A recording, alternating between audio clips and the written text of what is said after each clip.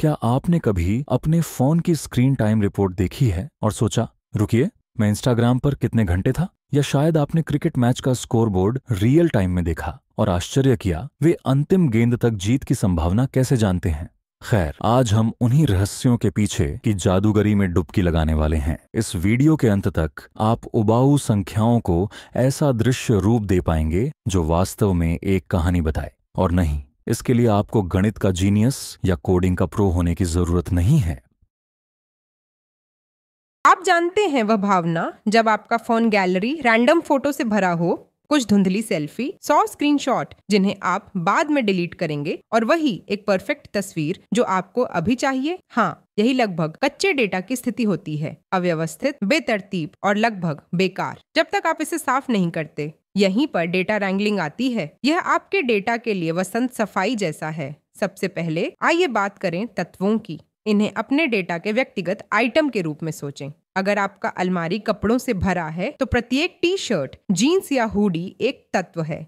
और फिर हमारे पास चर, वेरिएबल्स हैं। ये प्रत्येक तत्व के बारे में विवरण होते हैं, जैसे किसी शर्ट का रंग, आकार और कपड़ा। किसी छात्र के रिकॉर्ड में यह उनके नाम, आयु और ग्रेड हो सकते हैं। अब सभी डेटा समान नहीं होता। हमारे पास मापन के स्तर होते हैं, लेकिन चिंता न करें, यह जितना सुनने में लगता है उतना कठिन नहीं है। अगर मैं कहूँ आपका पसंदीदा फल आम है, तो यह एक श्रेणी है, नाम मात्र।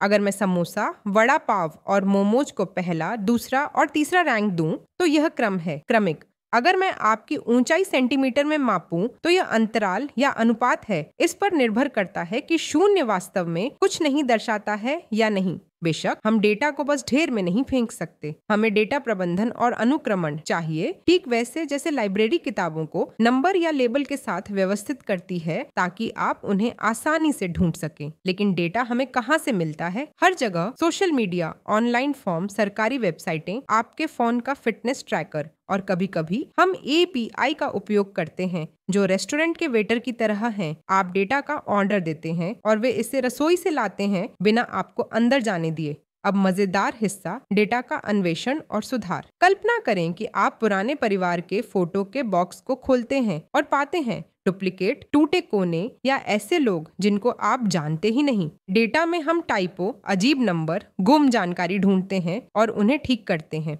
इसके बाद आता है डेटा रूपांतरण, डेटा को किसी और रूप में बदलना ताकि सब कुछ समान हो जाए, जैसे 12 घंटे को 720 मिनट में बदलना। फिर आता है डेटा विभाजन, डेटा को समूहों में बांटना। ये वैसा ही है जैसे केक को अलग अलग मेहमानों के लिए काटना, शायद बजट ग्राहक, नियमित ग्राहक और प्रीमियम ग्राहक। और अंत में डेटा क्लस्टरिंग, चीजों को समूह में रखना भले ही उनके लेबल न हो। जैसे पार्टी में आप ध्यान देते हैं कि लोग समूह बना रहे हैं, खाने के शौकीन, डांसर्स और कोने में गपशप करने वाले। तो हाँ, डेटा रैंगलिंग बस अव्यवस्थित, बिखरी जानकारी को लेकर उसे साफ, व्यवस्थित और उपयोग के लिए तैयार बनाना है।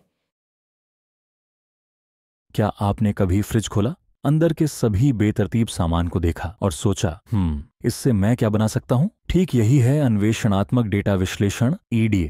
यह वह चरण है जहां आप अपने डेटा को खंगालते हैं, पैटर्न देखते हैं और सोचते हैं कि इससे क्या बना सकते हैं। शुरू करने से पहले डेटा अलग अलग प्रारूपों में हो सकता है, ठीक वैसे ही जैसे खाना ताजा, जमी हुई या पैकेट में आता है। डेटा की भाषा में यह एक्सेल शीट, CSV, API से JSON या सोशल मीडिया कमेंट्स का टेक्स्ट हो सकता है। लेकिन बात यह है, आप हमेशा हर डेटा पॉइंट को देख नहीं सकते। कल्पना कीजिए कि आप मुंबई के सभी लोगों की औसत ऊंचाई जानना चाहते हैं। हर व्यक्ति को मापना असंभव, इसलिए आप एक छोटे समूह यानी नमूना चुनते हैं जो बड़ी जनसंख्या का प्रतिनिधित्व करता है। यह ऐसा है जैसे सिर्फ एक चम्मच बिरयानी छक्कर पूरे बर्तन के स्वाद का अंदाजा लगाना। EDA के भी प्रकार होते हैं, और नहीं, यह कॉफी फ्लेवर की तरह नहीं है। मूल रूप से 2 बड़े वर्ग हैं। पहला, जहां आप डेटा का सारांश बनाते हैं और पैटर्न देखते हैं बिना सख्त भविष्यवाणियों के। दूसरा, जहां आप सांख्यिकीय परीक्षण और गणनाओं के जरिए यह सुनिश्चित करते हैं कि आपकी खोज सही है। और हम कैसे अन्वेषण करते हैं? 2 तरीके हैं, ग्राफिकल और नॉन ग्राफिकल। ग्राफिकल आसानी से पहचाना जा सकता है, chart, histogram, pie chart. Non graphical ज्यादा संख्याओं पर आधारित है, जैसे माध्य, माध्यिका या मानक विचलन की गणना। ग्राफिकल विधियों को आप अपनी यात्रा की इंस्टाग्राम तस्वीरों की तरह समझें और नॉन ग्राफिकल को उस यात्रा की लिखित डायरी की तरह। कभी कभी हम सिर्फ अन्वेषण ही नहीं करते, हम डेटा के बारे में अपने विचारों का परीक्षण भी करते हैं। इसे सांख्यिकीय परिकल्पना निर्माण और परीक्षण कहते हैं। सुनने में डरावना लगता है, लेकिन इसका मतलब बस यह देखना है कि हमारा अनुमान डेटा के बारे में सही होने की संभावना है या नहीं। चाई स्क्वेयर टेस्ट यह जांचता है कि दो चीजें संबंधित हैं या नहीं, जैसे क्या पालतू जानवर रखने और सुबह जल्दी उठने का कोई संबंध है या यह सिर्फ संयोग है। टी टेस्ट दो समूहों के औसत की तुलना करता है, जैसे यह देखना कि चाय पीने वाले सच में कॉफी पीने वालों की तुलना में कम सोते हैं या नहीं। अनोवा यह जांचता है कि 3 या अधिक समूहों के औसत अलग हैं या नहीं, जैसे यह देखना कि समोसा, बर्गर और पिज्जा पसंद करने वाले स्नैक्स पर अलग खर्च करते हैं या नहीं। तो हाँ, EDA मूल रूप से वह जासूसी का काम है जो आप मुख्य मुकदमे से पहले करते हैं। आप जानते हैं वह स्थिति जब आप अपने दोस्त को अपनी पिछली यात्रा के बारे में बताना चाहते हैं, लेकिन तस्वीरें दिखाने की बजाय आप हर छोटे विवरण के साथ लंबी डायरी पढ़ने लगते हैं।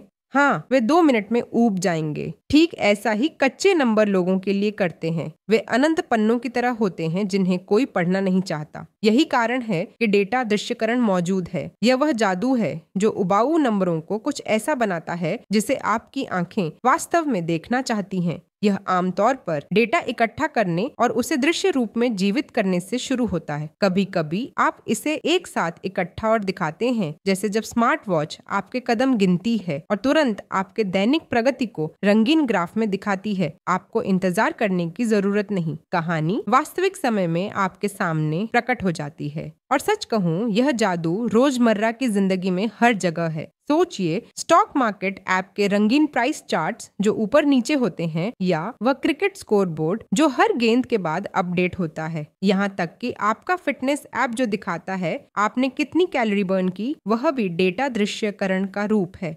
अब दृश्य प्रस्तुतियों का एक पूरा स्पेक्ट्रम होता है, सबसे बुनियादी से लेकर बहुत उन्नत तक। सोचिए, गूगल मैप्स में अपनी लोकेशन मार्क करना, यह एक सिंगल डेटा पॉइंट है। अपना मासिक बिजली बिल धीरे धीरे बढ़ता देखना, यह वह कहानी है जो लाइन चार्ट बताता है। अगर आप अपने इस हफ्ते के चाय सेवन की तुलना पिछले हफ्ते से करना चाहते हैं, एक बार चार्ट इसके लिए परफेक्ट है। और अगर आप देखना चाहते हैं कि आपका पूरा दिन सोने, खाने, काम करने और इंस्टाग्राम स्क्रॉल करने में कैसे बनता है, तो पाई चार्ट आपका सबसे अच्छा दोस्त है। एरिया चार्ट यह लाइन चार्ट की तरह है, लेकिन इसके नीचे का क्षेत्र भरा होता है, जिससे आपको मात्रा और प्रवृत्ति दोनों का अंदाजा होता है। और फिर स्पेक्ट्रम का फैंसी पक्ष है। अगर आपने कभी स्टॉक मार्केट के चार्ट्स देखे हैं जिसमें छोटी बार्स दिखाती हैं कि प्राइस कैसे खुला, बंद हुआ और हिला, वे कैंडलस्टिक चार्ट्स हैं, मार्केट की मूड स्विंग्स का दृश्य रूप। बबल चार्ट्स, सोचिए, अलग अलग आकार के सर्कल तैर रहे हैं, जिससे देशों की जनसंख्या, अर्थव्यवस्था और खुशहाली एक साथ तुलना की जा सकती है। सरफेस चार्ट्स 3D पहाड़ और घाटियों की तरह दिखते हैं। यह दर्शाते हैं कि मानदंड अलग अलग दिशाओं में कैसे बदलते हैं। मैप चार्ट्स पूरे क्षेत्रों को रंगों में रंगते हैं ताकि कहानी बताई जा सके, जैसे वे महामारी के मानचित्र जिन्हें हमने देखा, जहां एक नजर में पता चल जाता था कि कौन सा क्षेत्र समस्या में है। आप जानते हैं कि हम आमतौर पर एक्सेल या गूगल शीट्स जैसे टूल का उपयोग करके चार्ट बनाते हैं, है ना? खैर, अगर मैं कहूं कि हम अपने चार्ट को सीधे कोड के जरिए बना सकते हैं, हाँ, कोई ड्रैग और ड्रॉप नहीं, बस शुद्ध निर्देश जो आपके कंप्यूटर को बताते हैं कि इसे कैसे बनाना है। यही है प्रोग्रामिंग के माध्यम से डेटा का दृश्यकरण।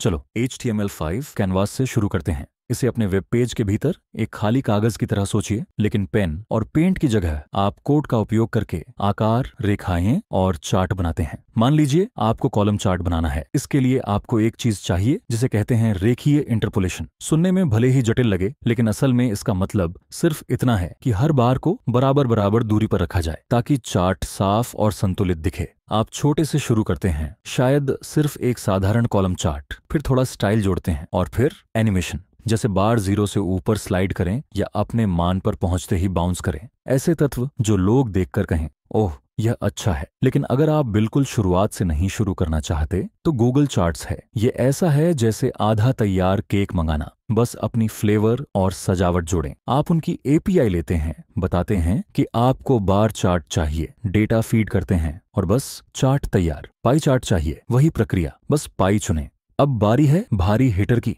D3JS। अगर HTML5 कैनवास एक खाली कैनवास है और Google charts pre made templates हैं, तो D3 आपको पूरा आर्ट स्टूडियो देता है हर संभव टूल के साथ, लेकिन आपको उन्हें इस्तेमाल करना आना चाहिए।